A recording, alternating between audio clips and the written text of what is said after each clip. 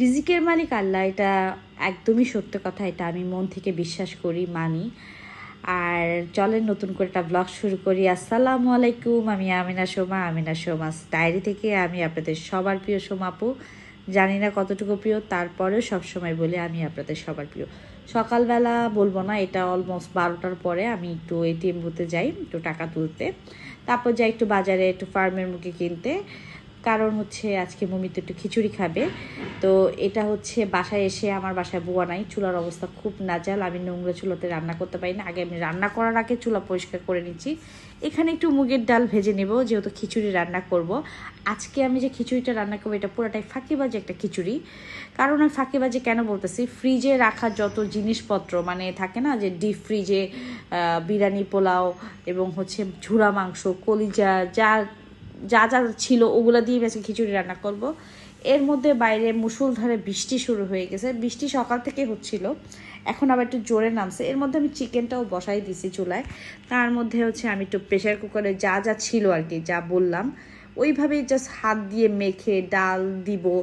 তারপর হচ্ছে পানি দিয়ে একদম আমি প্রেশার কুকারটা বসাই দিব। তারপর হচ্ছে তেলের মধ্যে যেটা বলে পেঁয়াজ রসুন দিয়ে একটু হচ্ছে আমি একটু হালকা করে তেলের বাগার দিয়ে দিব।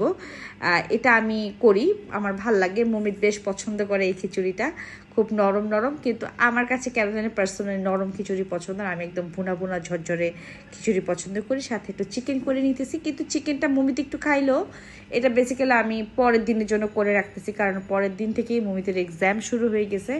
আই মিন এটা 1 তারিখের কথা বলতেছি, এই ভিডিওটা 30 তারিখের।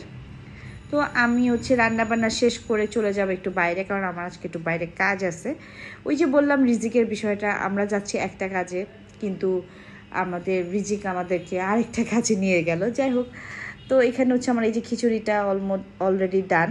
তারপরে ওই যে বললাম রিজিক, আমাদের কাজ শেষ হয় নাই, কিন্তু হিরাজিলে খাওয়া হয়ে গেছে আলহামদুলিল্লাহ। হিরাজিলে আমি আরও অনেক গিয়েছি আগে, বাট এইবারও গিয়েছি, ভালোই ছিল ওদের খাবার অ্যাজ ইউজুয়াল যেমন থাকে। এখানে রিভিউ করার মতো তেমন কিছু নাই। আমার কাছে চিকেন চাপটা অনেক ড্রাই লাগে ওদের, তারপর কেন জানি গেলে এটাই নেই।